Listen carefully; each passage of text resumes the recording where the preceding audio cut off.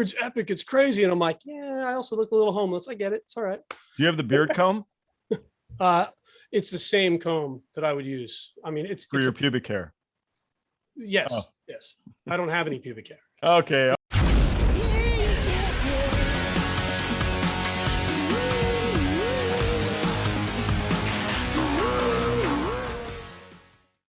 Hey, this is Party Like a Rockstar podcast, and I'm your host, Joel. Today's episode is brought to you by Misha's Kind Foods. They're an LA-based small business making the world's finest non-dairy cheese on the market today. They're lactose-free, paleo, keto, kosher, Parev, and 100% vegan. If you like what you see, check out the next video. If you like this video, please subscribe and like by clicking the little round button on the bottom right. To learn more about me or our other guests on the show, go to joelroadie.com. You can follow us on Twitter, Instagram, or TikTok. The handle is Joel Roadie. If you haven't already read my book, Memoir of a Roadie, it's now available through Amazon and paperback Kindle or as an audiobook. I hope you enjoy the show. Bo Diddley, I was managing for a quick minute, and he told me that he felt that he opened the door and all of them left him holding the handle. What an analogy.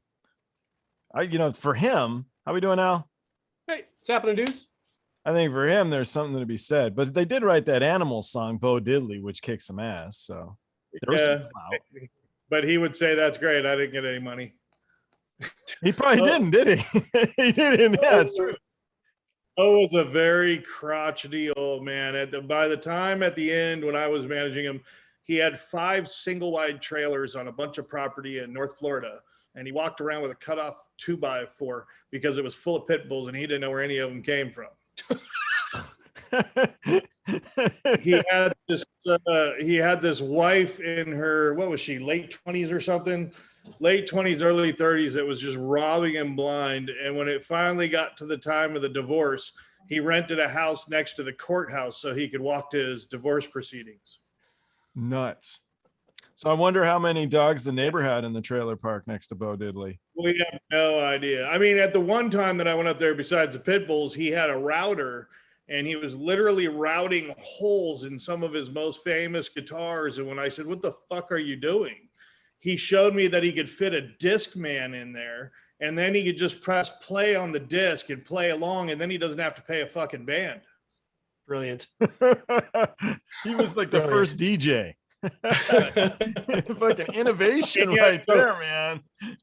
We got him to stop to where before he got to like the Jack Daniels one, and some of his real more well-known pieces before he got there, and started talking. Finally got him this Cadillac deal, and he was supposed got a car and money. He's supposed to write a jingle, and it wasn't happening. Finally went up there and asked him. He goes, yeah, I got it. And it was basically dun dun dun Cadillac. Dun, dun, dun, mighty fine automobile. Dun, dun, dun. If you got the means, I recommend you get one. which today would be fucking brilliant. But back then it was like, give the car back. We're done here. Well, Chuck Berry was a house painter. Yeah, Chuck Berry's that's a dirty one right there. Golden hits. But he did that album right before he died. It's like, here's one last one for you fuckers. I'm going out. I didn't hear it. Did you guys listen to it? I didn't listen to it. I should listen to it. I haven't heard it. No, I didn't listen to it. Oh, yeah. I didn't listen to it. The most brilliant out I've ever seen from an artist was how David Bowie not only filmed the video about his death, the whole last album was about his death, and it's released on the day he died. That's nuts. It's crazy. Concept album. That's planning. Yeah, that's the ultimate concept. Concept album. Yeah, that's crazy. And then he kept it all under his hat. Yeah, everybody kept it quiet. I mean, all the way down to Major Tom when they opened up the spacesuit and there's a skeleton inside. You know what I mean? Just to say he's done, he's out. Whereas there is no more. I couldn't do that. I'm not good at keeping secret. No? Maybe. I mean, I'm good when it's like, hey, don't tell anybody. And I'll be like, I like register it in this different part of my brain of like, okay, got to shut up about that one. And you might get 20 minutes out of me and I'll be like, dude, but don't tell anybody. Don't say a word. Don't say a word. That's all right. I did that to Al on it too. Yeah. Say you play bass yet. Don't say anything yet. Don't pretend you know the instruments. All right, let's introduce you guys. Chris Musgrave is the Chief Innovation Officer of OSA International, the Director of Live Production Summit, which was formerly TourLink, and the President of Tour Pros International. He's toured with Aldi Meola, Jello Biafra, Static X, Rebelution, CKY with Bam Margera, 10 Years, Fuel, and Dickey Betts.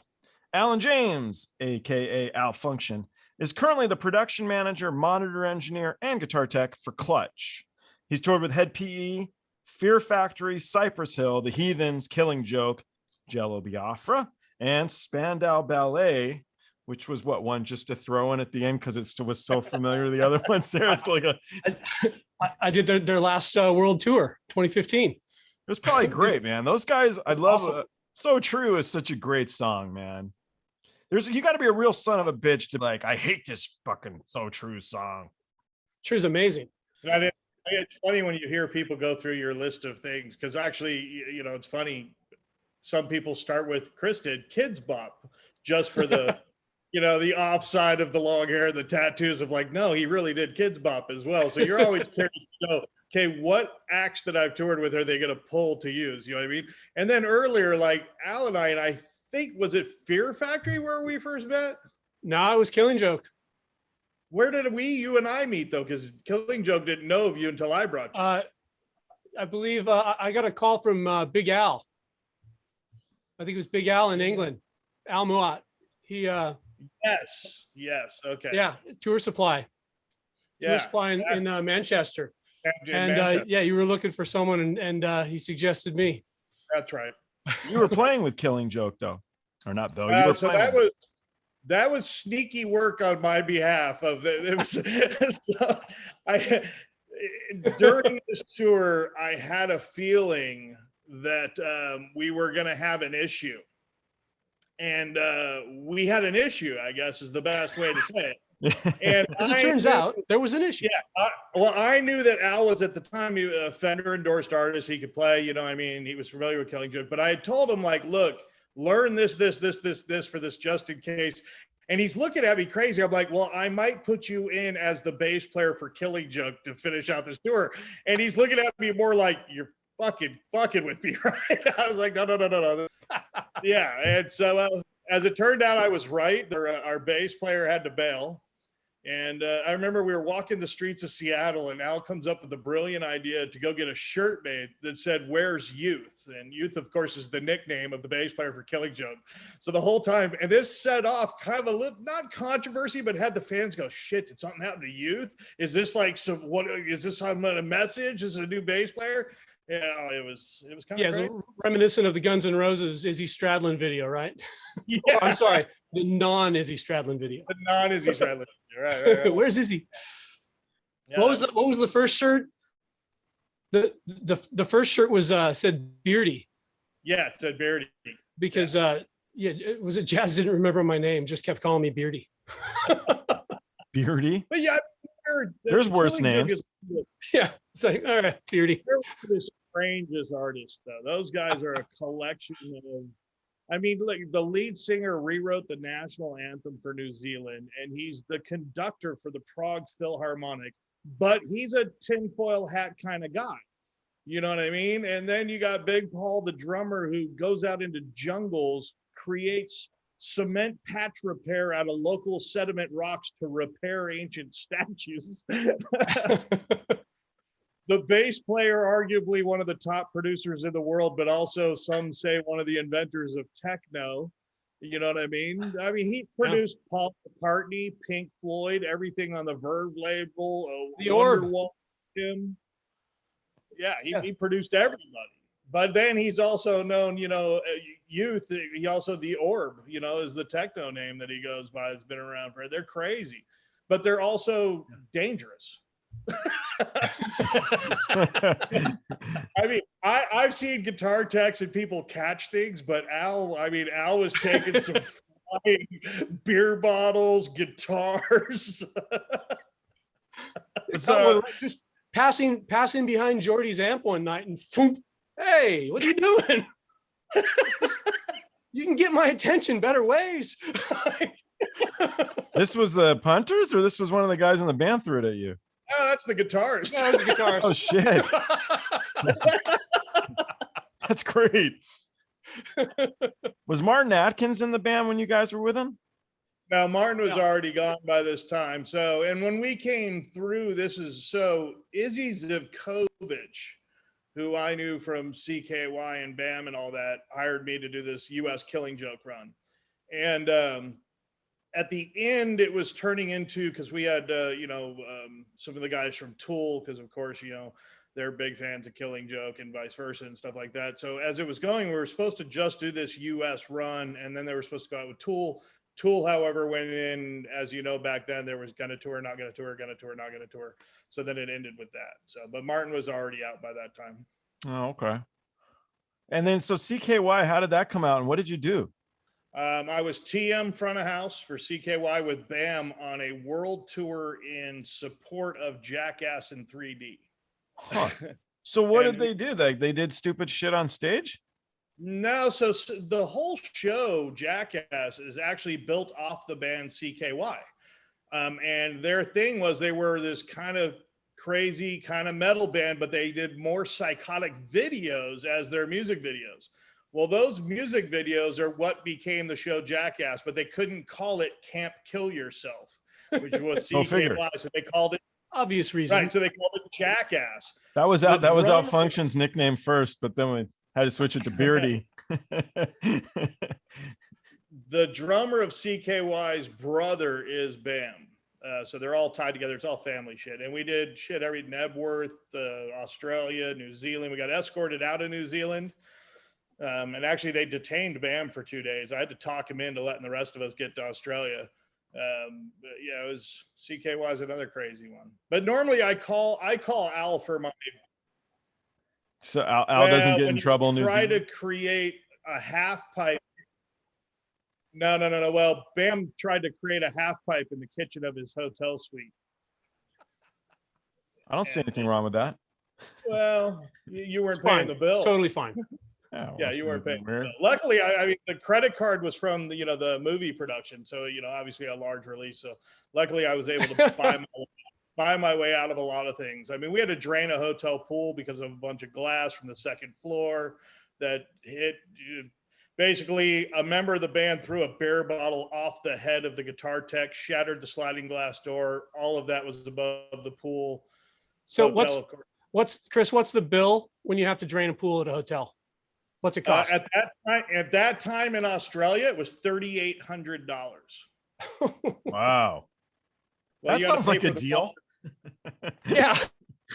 Like, it doesn't sound as bad as I thought. Yeah, let's get a It's like- lagoon The New Zealand empty. hotel, though, that room should just be called the Bam Margera Suite from here for how much that one cost. $3,800. Go Generally, Bam. if I got a strange tour, I would call Al. If Al was available and not going out clutch, I would take him on my weird shit. Yeah, what kind of weird shit? do you Never got a lined dull up? moment. Oh, we're locked up again. Yeah. Locked up with Joel again. No, I think we're good. Can you see me fine, right, Al? Yeah, as soon as you finished the question, you froze. Okay, let's see if that makes any difference. I closed a whole screen. This will be the most interesting part of the interview, by the way.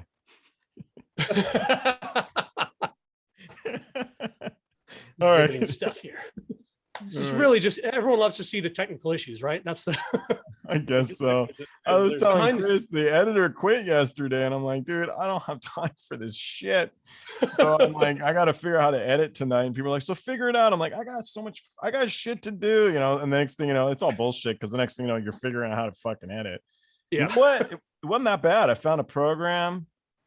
It wasn't that bad. So This is actually perfect because every time I get Al involved in something, it's something with some sort of something that needs to be do you know done. Chad Olech? Oh, of course I know Chad. So I uploaded Chad's fucking deal and immediately I had issues with Facebook. Editor quit. All my fucking tech went to shit because of Chad. Facebook removed me from the group. I'm like, fucking Chad Olech. That's on a couple of lists. I'm like, dude, they really do hate you, Chad. They like really do. I Flag don't even know canceled. how often is he in Facebook jail at this point? Always. That's why he has like 18 accounts. I was gonna. I'm like, I'll kick him out of the group. I'll kick him out. Just let me back in. It took like 4 seconds for me to like, fuck Chad. All right, here, let's get into something else. So, looking at Facebook, I read your long blurb, and I'm going to read a little bit of it, Chris. And it said, I'm happy to report that my brain keeps saying, let's go live. And let's share life with others that want to live.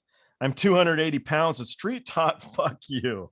If you want it that way, or I'm a bear hug. It's your choice. Since I understand that sometimes life is a fight, but living is always worth fighting for.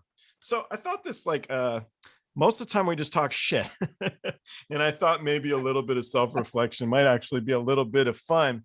And one of the things I question is, do you live life for other people? And where I'm headed with it was, in my book, I found that when I was touring, a lot of what I found most rewarding was actually looking at the audience and seeing how happy they were. And I just felt like I was doing something good. Didn't know maybe more than that. I was like 20 years old, but I just felt like I was part of something and it was important to me. And so that kind of was where the question came from. You know, are you working to make others happy? Are you working for yourself? And there's nothing wrong with that. But that's my. I mean, first off, I believe that it's impossible to be objective of oneself. So we kind of got to start there. You know what I mean? Yeah. But that's why we have girlfriends and wives to tell you. Right. Maybe other roadies. That's why, you know, there's so many musicians out there whose wives are telling them they're great, and then they get to you and you're like, man, really, you should go like get an out of body job or something. How many people have told you to shave your fucking beard, Al? None. Oh man, all right. No. I get a lot of like, oh my God, that beard's epic. It's crazy. And I'm like, yeah, I also look a little homeless. I get it. It's all right. Do you have the beard comb? It's the same comb that I would use. I mean, it's your pubic hair. Yes. Oh. Yes. I don't have any pubic hair. Okay. All right. It's all just migrated up. We were getting reflective.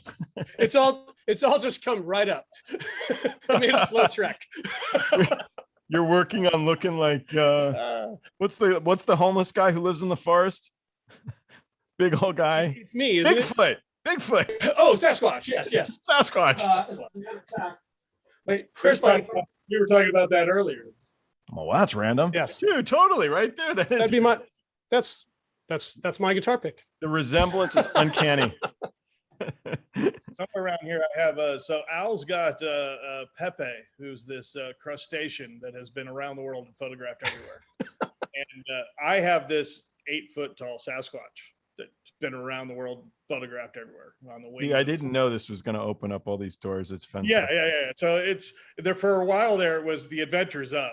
You know, He's got Pepe all over the world, and his posts were only about Pepe in the strangest of places. He's got his own Instagram. It just been sadly neglected for a while. So we had this party house, and this girl left her underwear at the house, and one of the guys bought the domain wherearethepanties.com. And dude, these panties went everywhere, man, and they took them all around the world. They hung them in those strangest places. It was amazing. You'd be blown away how many people put them on their head.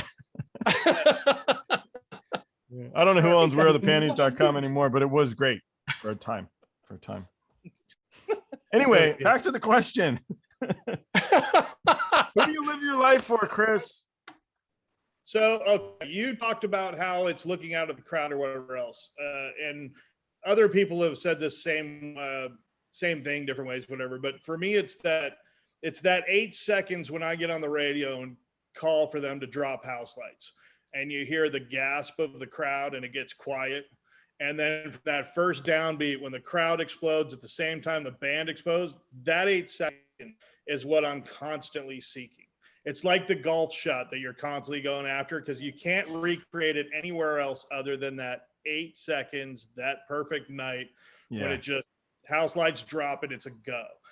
that used to be it. It was the vibe, that family vibe and touring, what touring used to be, at least what I believe it used to be. Then after my heart attacks, it turned into the safety and security aspect of touring.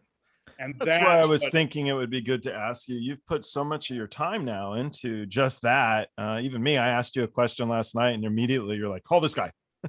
And my friend really appreciated it, by the way.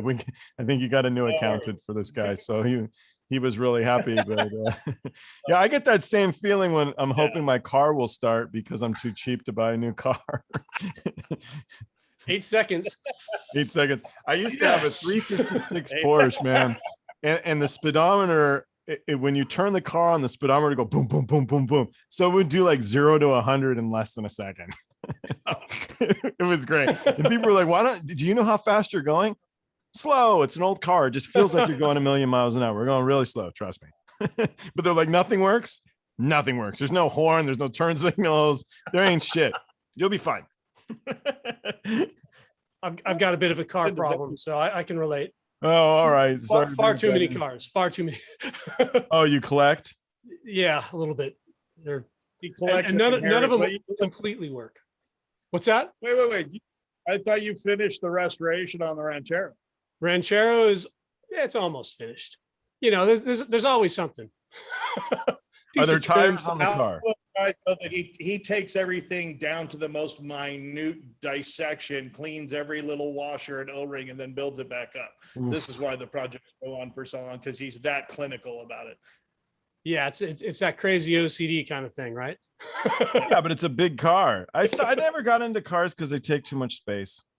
It's too much. Yeah. Clearly, and they fall apart. And they fall apart.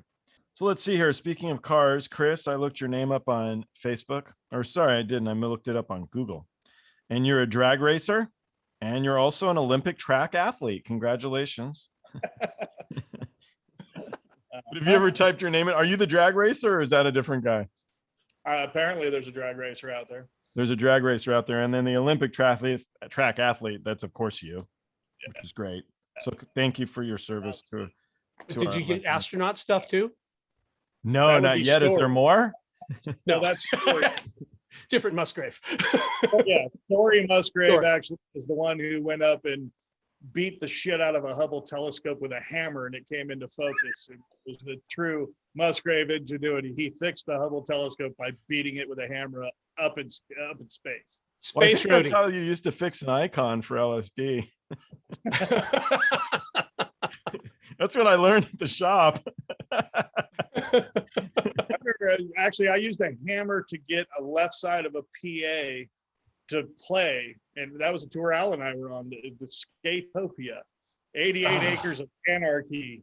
If you've never heard of this place and you want a place that literally scared us, and we've been everywhere, there was a place called Skateopia, and it was kind of in the shadow of a nuclear power plant, and it was 88 acres of people shooting each other up in the neck and living in filth and nasty environment and meth heads and any type of skate pipe, half pipe, bowl that could be built on the property. And that's what we pulled into. I didn't want to bring it up, but that's where I met my girlfriend. Was she the one in the mud injecting the other one in the neck together? Because that's what we saw when we pulled in. Wow. Yeah. She was the first shift. You saw the second shift. It was. You ever go to those bars on Sunset where the girl just lays there and reads a book? You walk into the bar and there's just a person's like sleeping in an aquarium. That's like their feature. So your one, it's like, we've got the needles ready. Come on into the mud park. They were barefoot. The two girls were barefoot, literally in the mud, out in the dirt off the side of this dirt road. I mean, so is this where you guys met Jello Biafra? Oh, this was a booked show. Wow. Yeah, there was a show. It happened. There was a show. Did it? Yeah. We came in. We're like, really? Get the money first. Yeah, it's Get the up these money sketchy first. stairs. Oh no, the money issue is a whole nother problem. But if you look it up, if you look up Skateopia, 88 Acres of Anarchy, there's actually a whole movie about the place and the guy that we had to deal with that night. Didn't that place make Bam run? Yeah, apparently they ripped him out of his Ferrari and lit it on fire. Jeez. I'm out. I never vetted that story, but that was one of the stories that came out of the place. And I think it's in the video, isn't it? I think it's in that video that we all ended up with. But yeah, we did some crazy show. We were talking earlier about it. We were with Jello in Toronto, wasn't it, Al? Toronto. I think it was Toronto, and Al and I had been in the bar probably longer than we should have been. And we were going up the elevator and we got off at the wrong floor. And there was this strange kind of tall guy doing security and wouldn't let us in. And of course, at that point, we want in to see what's going on. He finds out that we're with a tour. So he calls this other strange little French guy over. And the guy asks what tour we're with. And we say so. And the guy looks us up and down. He says, "It's a long way to the top if you want to rock and roll," and lets us in. Well, no, but as we walk in, what we're at, and fucking Al said it perfectly earlier. It was like the NAM of furries and fetishes. Oh shit. There's a woman tied over a table getting whipped over in this corner. There's this going on in that corner. There's furries walking past you. So did you cry or did you open a beer? No, we felt compelled that we had to see what was around the next corner. Was anybody dressed as a Star Wars character? I don't think so. I would have remembered that. Oh, bullshit party. Yeah, But there was enough going on that there were traffic patterns around the room. Like there was a flow. You haven't been to a sex furry party till you fuck Darth Vader. I think that's the rule. What is this, Chewbacca? The Jello tour was different. That was different. So what's he like? He's obviously easy to deal with. But did you guys vote for him for president? Actually, Jello, I got to say this. Jello's one of the most incredible conversationalists, incredibly smart, stupid, polite, and spoken. He was the easiest one. Now, some of the other members that were in well-known bands, not so easy. Yeah. Well, he's been in the limelight a long time. So maybe you rescind back to just being like, I just want to hang. Chris, that was Montreal. Was it Montreal? Whatever. Toronto was at a small bar. We had I think Montreal was one that we flew into, or I don't remember. I was just a TN. Anyway, it was somewhere up in Canada. Yeah, it was up in Canada, East Coast Canada somewhere. But no, yeah, Jello, he was amazing. He was calm, polite, great conversationalist. And it was amazing to me, when you know about Jello, obviously, but when you tour him, you find out that he has researched to the hilt every single political situation in every city he stops.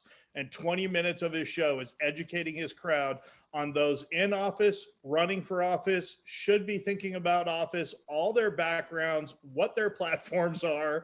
I mean, he knew that much. I don't think he does anything or goes anywhere without thinking about what's the political backing behind this spot that I'm going. Like, he wants to make sure he knows where his money's going to go. Huh. I mean, it's incredible. He was there were places we weren't allowed to go, businesses. Like Al does good imitations, by the way, and he does a pretty good Jello. So Jello actually told us, go ahead, Al, I'll let you take it.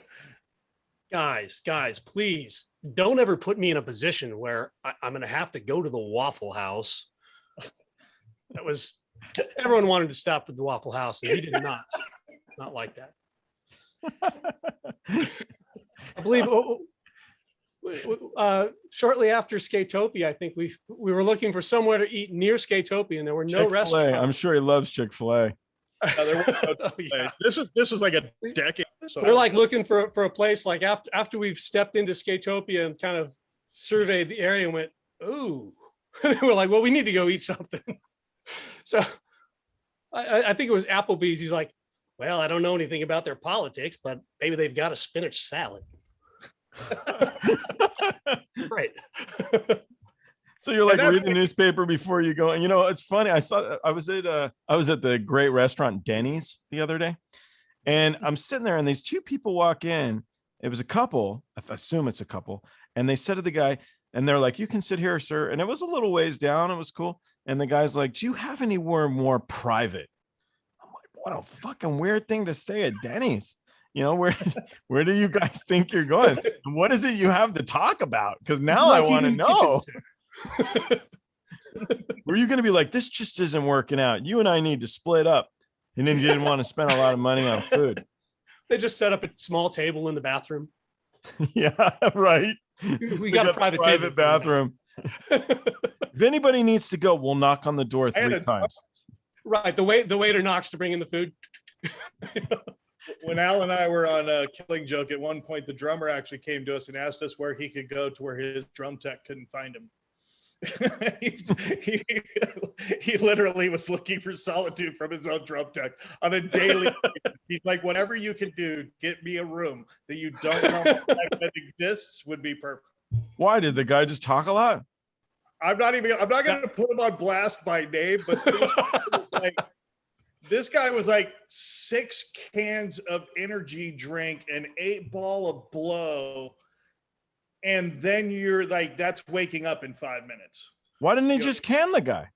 No. But the last show, this guy was so hyped up, he reached in and put his hand on the drum, started hitting the kick drum.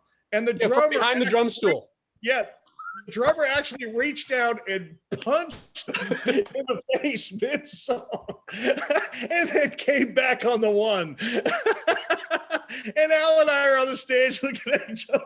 I was playing bass. Like, what's going on? Yeah, I was still, we're just kind of like running out the last note, and I'm looking over at Jordy, and Jazz is gone. Rez is, I think, has walked off. And then suddenly I see Paul heading off the stage, and I just hear, what the fuck? I'm like, what's going on? What's happening? Yeah, Roadie, you go, brother. Hit that drum. And there's this drum track kind of sprawled behind the riser. Boom. Oh, he knocked him out? Yeah, no, well, he like pushed him back. So he was kind of like pushed back on his back. They were rolled back like a turtle. It was amazing. Square in the got up, threw his drumsticks at him as he stepped over him and walked off the stage. That was awesome. The last note of the. As luck would have it, that was my last show, and that was perfect. What better way to end a Killing Joke run? Like, pretty good. This is great. It was a fight right here on stage. Right? What's that? Was it the Palladium? Or was it or the Wiltern? Fonda? What? Wiltern. That's right. Great place to see a show. Right. Yeah. Then we ended up at Danny Kerry's house for the after party, which was just listening to Kraftwerk at volumes that even as a front of house engineer, I rarely endure. But, Danny's got his house up on the hill, and then there's like this guest house down below, which is his party listening house. And he just put on Kraftwerk at just infinite level. And he's a typical drummer. So he just sits there in front of you, drumming on anything he can, making sure that you're paying attention. I love him. He's amazing. But it was just like, I got to get out of here. I feel like I'm still at work. I just came to look at the girls and drink a beer. Still were at work, right? Didn't you have to get people to the planes? I was still at work because I was babysitting 2 artists that generally would not even remember there was a flight the next day, let alone the current city that they were partying in. So I can relate to that. There was no leaving them alone. And they were back-to-back tours. This is why, and I loved having Al with them. First off, Al's an amazing tech, and he's one of the best demeanors to have on the road. So he was perfect every time that I had a weird, crazy situation, I call Al. And if it's me calling, he usually answers the phone with a chuckle of like, all right, what do you got? What's right now? It puts the wrench down. You son of a bitch, I'm in. That's the way it went, So, but those tours, like the Killing Joke tour, for TM, it shortened my life a little bit. I mean, Al saw me deal with some shit that was just like, this should be, here we are. Yeah. What was it like? Did you guys do tours with the Six? What's that? You guys must have done it. Yeah, a band called Six. We toured, did our first show actually with Clutch. Did a run on the East Coast and put out a couple albums, did quite a few van tours. Those are great. Yeah, it was a blast. I never did a van tour. I'm talking shit. It's like, those are great. It's like, yeah, you don't know what you're talking about, prick. Yeah. I mean, there's a lot of fun stuff in a van tour. I mean, but No, there's a lot of not fun stuff in a van tour. Yeah. Ever But, do a van tour, Chris? not in a very, very, very. I'm sorry. I don't have, my gloves aren't quite as white as Chad Olech's. Not quite. Oh, well, but, Chad, actually, you know what? I should say that Chad will still tip some stuff. Runge, on the other hand, a tour manager with his own wardrobe case, I'm going to imagine his are pressed, clean, and so, he's got people to impress. It's not all about the band. Yeah. So I don't know if you saw this. I'll have to send you a picture. I created a fake magazine cover years ago, and I called it TMQ, Tour Manager Quarterly. And Okay. the stories that month's episodes were was Gig Butt, one man's story, a sock in the hall, and Russian roulette. The real winner. Sock in the hall.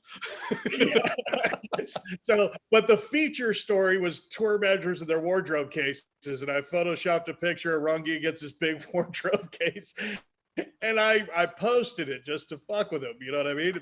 And I found out, I texted him, I'm like, man, you got fans. There's people actually sending me PMs saying you ought to not fuck with somebody like Jim. He could probably end your career. I was like, okay. Jim had just been everywhere that year, and I just figured I was on a plane from Australia, I think, and nothing better to do but Photoshop this fake TM2 Tour Managers Quarterly cover and put it out there to fuck with Jim. I don't know. It's definitely worth it. Yeah, And now he has a fan club. I didn't know until then. Maybe I can get back wearthepanties.com and put Jim's wardrobe case back in there. Start a new one. Where will the panties go? Where will they be next, Jim? You're the tour manager. It's pretty bad, though, that I was at a strip club in, I believe it was Denver, and this girl found out I was a tour manager. And she said, oh, I have a friend that's a tour manager. That's funny. Now I know 2 tour managers. And I go, really? Who is it? Jim Runge. So we took a picture together, texted it to Jim to say, hey. And Jim just responds, Denver. Yes. That would have been good. That would have been good. Well, Al's got, what is it? The Heathens? Are the Heathens still going? The Heathens go occasionally. None of us live in the same state anymore. So... it happens occasionally. Gabe was supposed to actually be out this week working on some tunes, but I'm learning some songs for Motor Gun Hotel. Cool. I'm going to fill in on a bass show tomorrow night with them. So there you go. Yeah. You played keys with Conan O'Brien? No, I played keys on Conan O'Brien for Cypress Hill. Oh, okay. I love Conan O'Brien, man. That guy's he's amazing. Oh yeah. It's It's awesome. the speed he comes up with funny shit. You're like, you're actually really funny. Like, you're really good at this. Yeah. He's killer. Hilarious. He's really, really tall too. Really, really, really tall. And he has tiny little eyes. He might be an alien. That's just a left-handed tobacco. I think that's why. I think he's an alien and he has a bigger comedic brain because aliens are funny and we don't know. Yeah, we did that was the last show on the first run that I actually played with Cypress Hill. I showed up at the airport as a guitar tech, and Muggs is carrying a keyboard. He goes, "Hey, you know how to play one of these things?" I was like, "I play a little keyboard." He goes, "Okay, cool, you're playing now." I was like, "I don't know your songs." He's like, "Figure it out, homie." I was like, I called you okay. homie, so it's okay. You got to figure it out, man. So my first show was Top of the Pops. I had to learn the. Oh, no way. I was like, cool. Yeah. So were you stoned the whole time? No, that's the funny thing is I really didn't smoke any weed at the time. Like I always thought it was kind of a joke. People ask like, well, how come you don't play with them anymore? I'd be like, turns out I don't smoke enough pot. I've actually never seen, when I was sorry, Chris. I never even knew you did smoke pot. What's that? I never even knew you did smoke pot. Well, I didn't for a long time. Yeah. And I realized why the hell don't I? I have no excuse not to. It's a lot easier to work on those cars. What's that? A lot easier to work on those cars. Yeah. I gotta say, though, every Less time, swearing. every time he's thrown in a position to be a player for a band and not necessarily know the material, he does fine, because at the end, for the couple of weeks that he was the bass player of Killing Joke, they were kind of like Youth Who. They actually wanted to hear the bass in their monitors. And this is it's the true story. Look, even Martin, he'll take this. I mean, I love him. He's an amazing producer. I look up to the man. He's fucking incredible. But as far as his band goes, he was a little aloof on his own. There you go.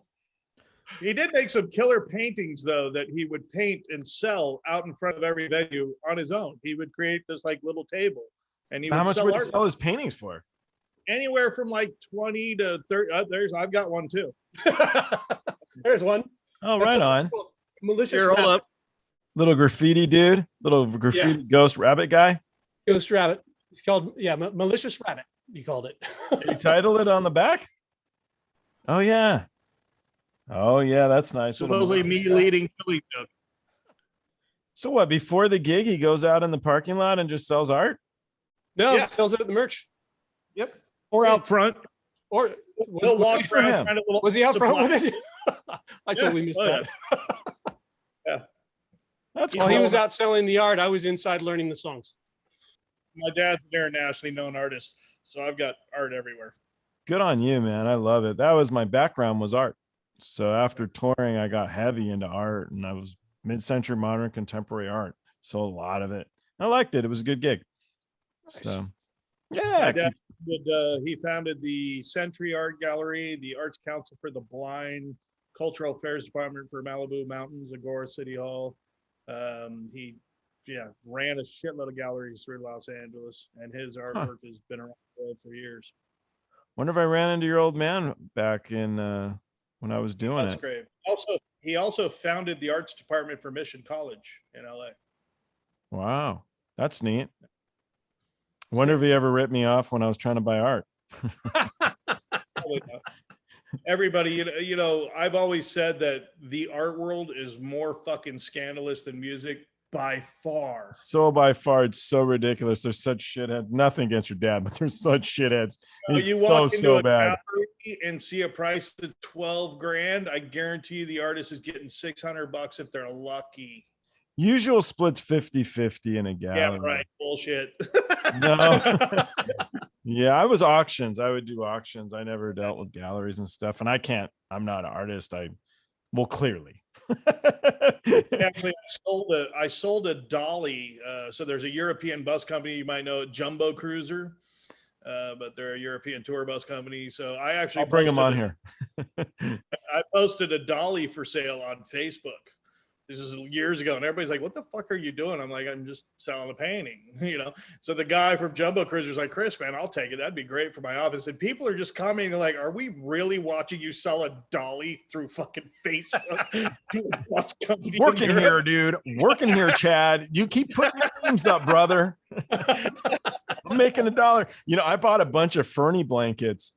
And even I laughed because I have the stack of stacks of furniture blankets, man. I must have 50, but they were like $1 each and I couldn't help myself. So I bought like 10 more. Well, my father was a car mechanic, actually. My dad was a car guy. Oh, yeah, but aren't those cheap blankets the ones that like leave dye on whatever you wrap? Oh, up no, there? these were nice, dude. These were nice ones. So the U-Haul ones, you know, steal the U-Haul ones. Yeah, but actually, I shouldn't say that. But no, these were nice ones. And they were not U-Haul ones, actually. But I've got probably... really like 50 or 60. And I remember bringing 10 more. And my mom's like, seriously, what the hell? I mean, what? But furniture blankets, man, and dollies. I probably have about 25 dollies. And then I don't know where the ladders came in, but I got a lot of ladders too. And that I have no reason for. I'm not trying to climb. I don't understand. I got a lot of ladders too. It's a weird thing. It's a weird thing how they just keep ladders show up and they don't leave. Well, my buddy Ron Kroom, I don't know if you guys know Ron. I got him doing electrical in my house right now. He used to work for LSD. Actually, no, he PRG. Pay him an LSD? He was doing, I paid him an LSD for the ladder. But he just came over and he goes, "This is my ladder." And I'm like, "Awesome." I'm like, "You have it, you know. How did you know it was yours? There's like 20 ladders here." You know, so he took his ladder back. "It's my ladder." I'm like, seriously. Ladders are one of those things that you don't buy until you need it, and then you probably don't need that size ladder again. Like Yeah, I've but got 10-foot ceilings. I've got one ladder tall enough to do my ceilings. Then you've got the 6-foot ladder for the little shorter shit. You got a couple of step stools for the even shorter shit. You know what I mean? And next thing you know, you got 4 fucking ladders in a house and you use them, not often. Oh, I'm a ladder machine. I'm only 5'8". Well, I'm still trying to finish this house, though. I keep joking that it'll be done about 3 years after I'm dead. I need to get some more roadies over here to keep fucking working. These guys suck. Last time I ended up at sushi. We didn't do shit. Start screaming, stage hands, stage hands. Stage hands actually work. We need to get some stage hands. That depends on the market and the venue. Yeah. I'll be good on that. How strong the All union is. All right. So we're voting for Jello for president. And I like Hed Pe. That was my first real tour. That's a cool one. On the STP tour, the first tour I did, we had Static X did a run with us. Yeah, But that would not have been with me. No. I ended up at Static X. So Royal Jensen and I have known each other for some time, and he brought me in as PM front of house for Static X on a run while he was TM.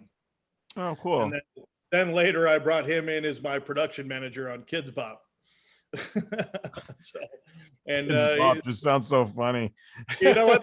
Hey, look, Kidz Bop paid for this house, man. So the way I look at it, and now I believe the guy who took my gig is Chris Gratton, of all people. Took my gig. So it's clearly not as small as people think, but it's interesting that to come out of that. You know what I mean? Is that did you say Chris Bratton?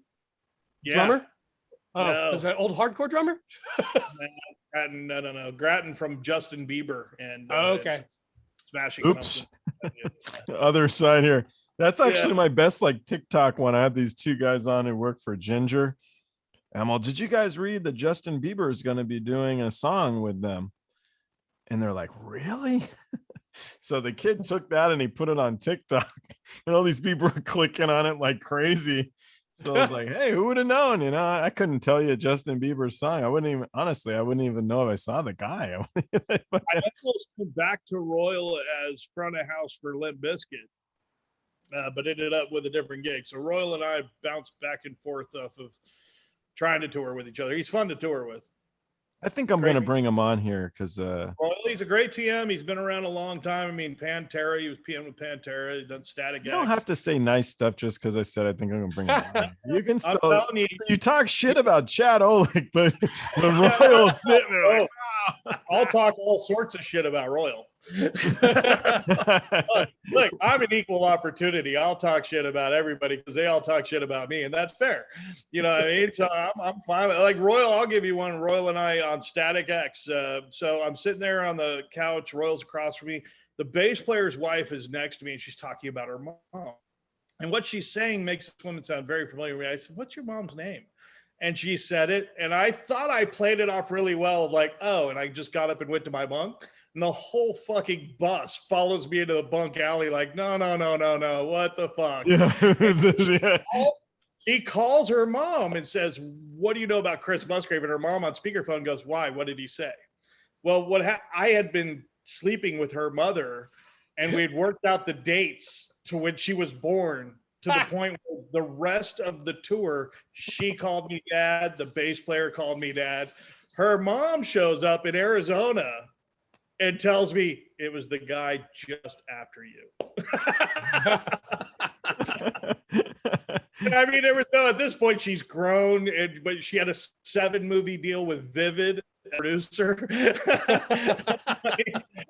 And for that 2 weeks before Arizona, I was dad. Every time I turned around, I was dad.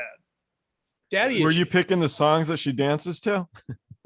No. So if you know anything about Static X, it was basically like when I was on the Guns tour with Sebastian, we had the Suicide Girls, as one of the support acts. Sure. Well, Static, the Suicide Girls kind of lived on the bus because they were the wives, of all the band guys. Static X was a camp. Yeah, I remember. I think we did. I did some tours with them with Hed Pe way back in the early 90s. So we did some shows with Hed Pe too, I think. But this Yeah, is yeah, all we- like in 99, 2000. We did Ozfest 99 with Static X, Hed Pe and Slipknot. So I did that show.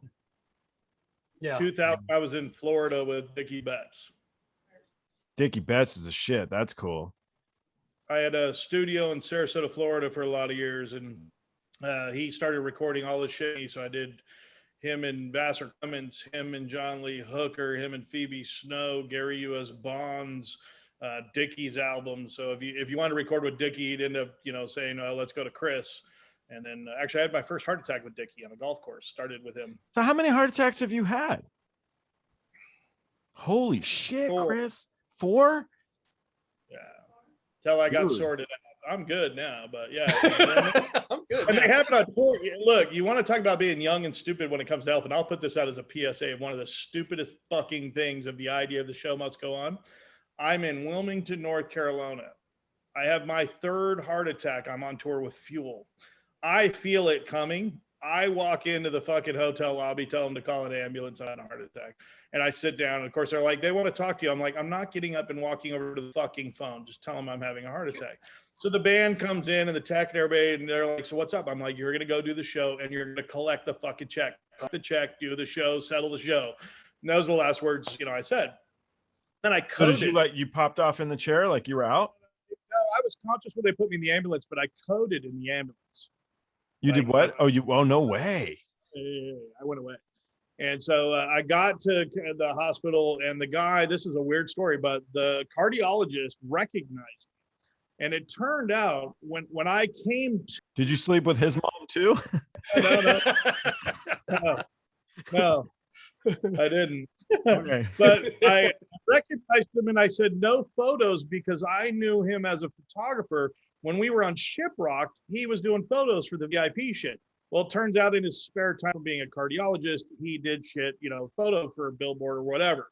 And Polestar was what he's taking pictures of. So anyways, he had saved my life. And I said, look, I got to be out of here in 48 hours. I got to be in Japan with Lit.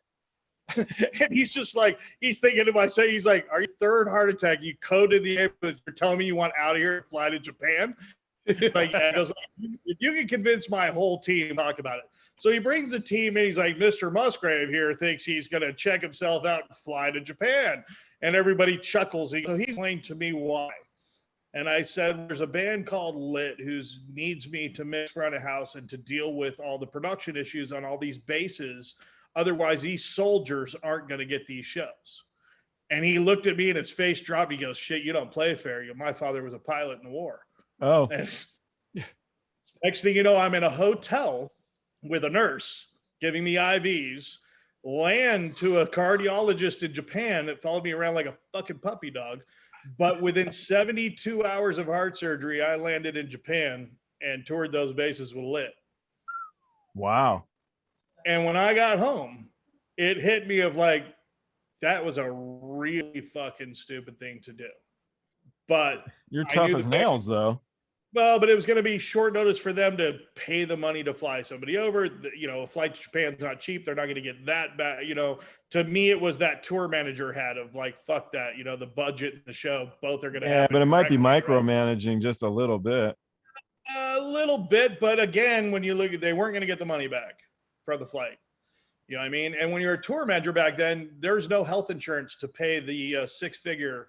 I used to get bills. I got one bill was over $200,000 from Sarasota Memorial Hospital. And at the bottom of it says, to pay now, fill in your credit card information.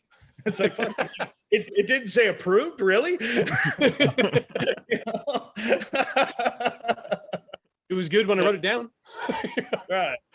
Well, and out of that, though, was where, my idea, I'd been trying to figure out some way for the industry to know more.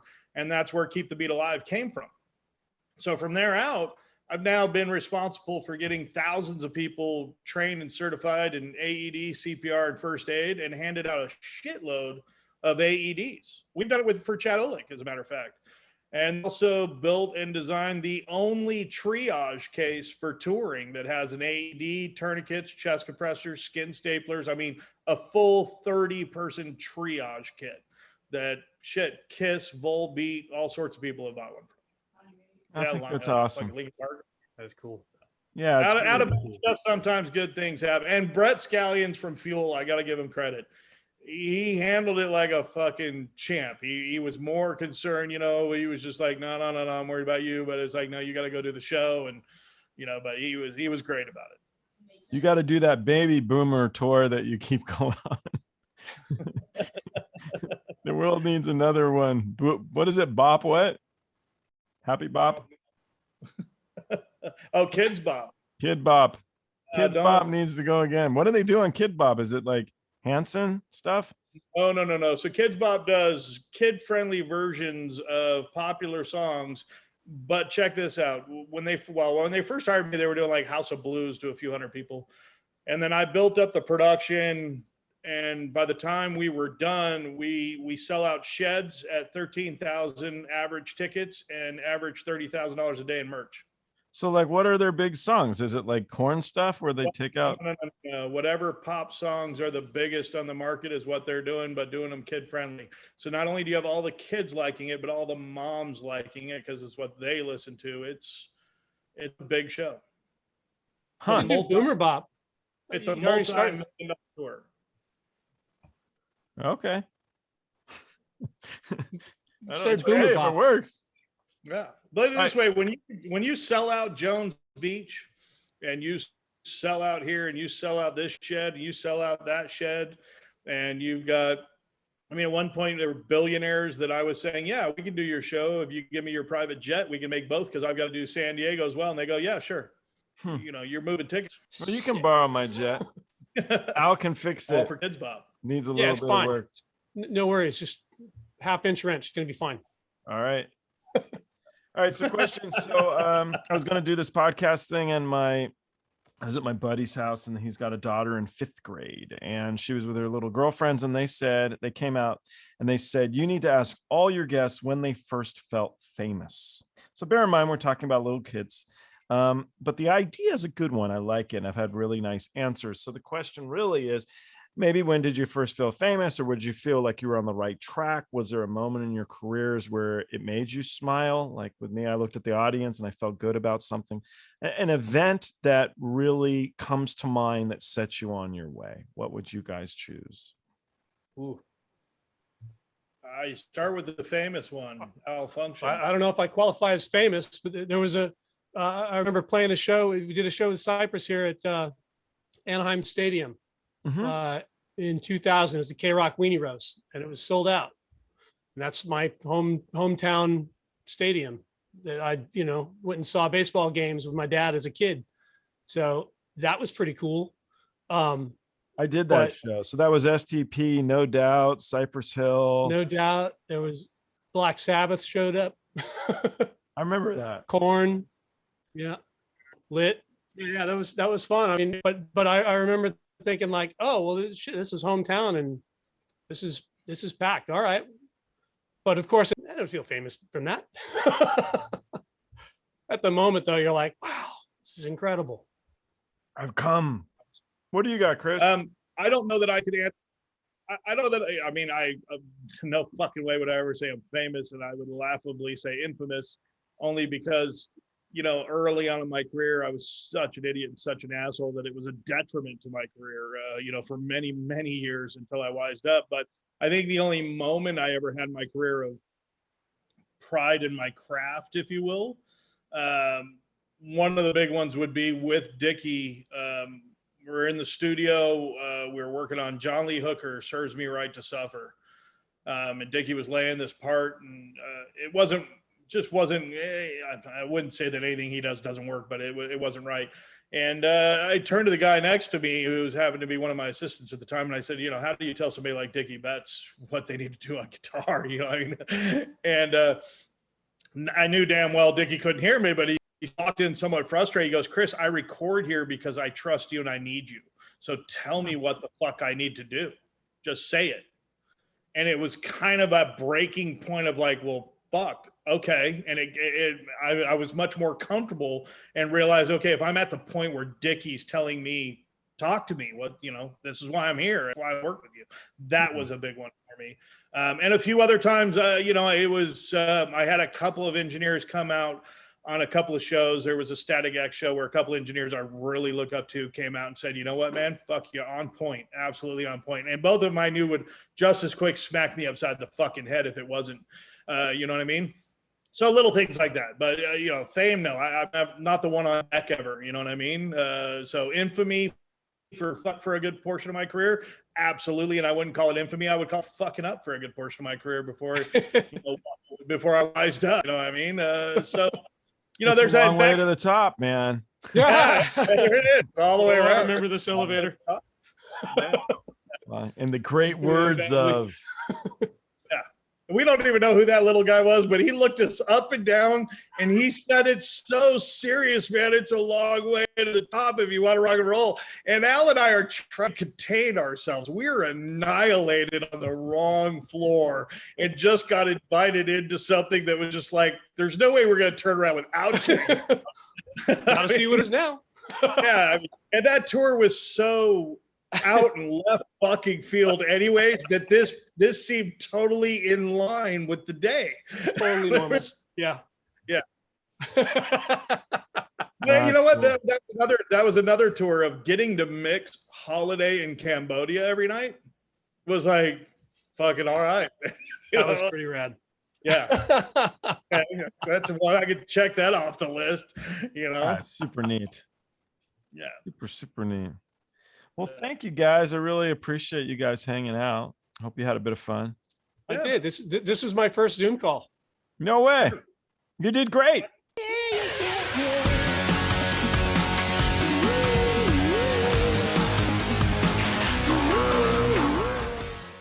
Thanks for watching. Don't forget to like and subscribe by clicking the round button on the bottom right. To learn more about me or the guests on the show, go to joelroadie.com. You can follow us on Twitter, Instagram, or TikTok. The handle's Joel Roadie. And don't forget, when you party like a rock star, don't be a dick.